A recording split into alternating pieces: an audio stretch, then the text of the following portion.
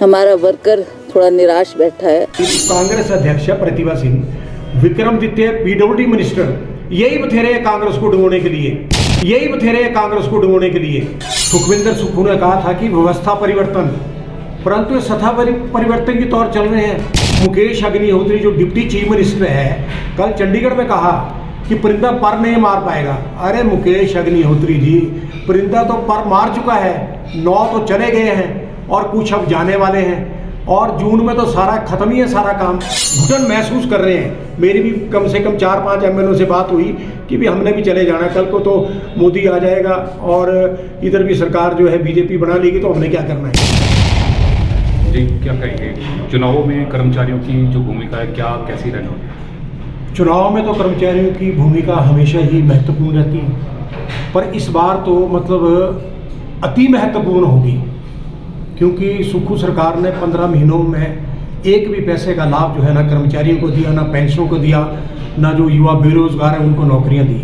और जो इन्होंने विधानसभा चुनाव में जो झूठे वायदे किए थे वो सामने सच होके आ गए हैं। आप देखिए जो इनकी गारंटियाँ थी वो सारी फेल होकर रह गई है।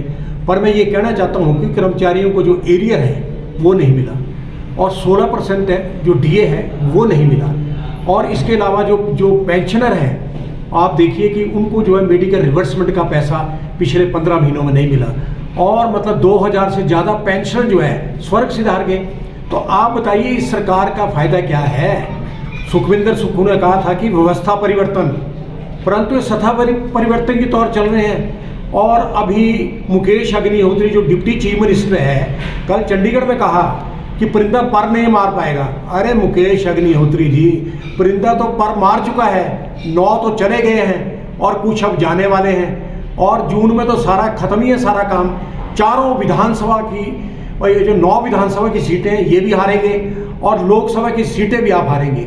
आप बताइए 2.5 लाख कर्मचारी हैं, 2,10,000 जो पेंशनर हैं, 12 लाख बेरोजगार हैं, 1.5 लाख मजदूर हैं, कौन आपको वोट देगा जब आपने कुछ किया ही नहीं है। और झूठी गारंटियां देके लोगों को ठगाया आपने, और महिलाओं को ठगाया आपने तो ये कहा था कि एक घर से अगर 4 महिलाएं भी होंगी तब भी 1500 सबको मिलेंगे। आप देखिए 23 लाख महिलाओं को ये पैसा मिलना था, आपने ये भी घटा के 5 लाख कर दिया। 5 लाख भी नहीं है, ये सिर्फ 1 लाख है जिनके घरों से कोई ना सरकारी कर्मचारी है ना पेंशनर है। तो उनको भी आप देखिए सिर्फ अधिसूचना जारी हुई है, मिला किसी को नहीं है। पिछले बार भी ऐसा हुआ था विधानसभा चुनाव में, उस टाइम भी आपने फॉर्म भरे और किसी को कोई पैसा नहीं दिया। अब क्या है, अब तो पास आपको बोलने का कुछ है ही नहीं है, कुछ बचा ही नहीं है आपके पास ना। आप अब झूठ आप पे तो कोई विश्वास भी नहीं करेगा, और इसीलिए आपसे जो है 6 कांग्रेस के जो विधायक थे वो छोड़ के चले गए। उसके अलावा आप देखिए जो 3 इंडिपेंडेंट थे वो छोड़ के चले गए। आप क्या है, आप देखिए जो कांग्रेस अध्यक्ष प्रतिभा सिंह विक्रमादित्य पीडब्ल्यूडी मिनिस्टर यही बथेरे हैं कांग्रेस को डुबोने के लिए। आप देखिए प्रतिभा सिंह ने कहा कि बाहर हालात इतने खराब है कि वर्कर नाराज हैं, और विक्रमादित्य सिंह ने कहा कि मेरे बाप की जो मूर्ति है वो रिच पे नहीं लग रही, और रिजाइन कर रहा है। क्या मजाक है ये मजाक हो रहा है ये सरकार में, और क्या कर रहे हैं आप ये।